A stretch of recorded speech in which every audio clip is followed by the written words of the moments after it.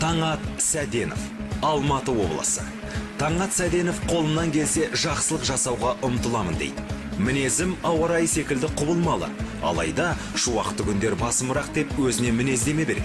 Жоба жеңімпазы болуды мақсат еткен күйші биікке көтерілгісі келетін адам баспалдақ жасап шығады.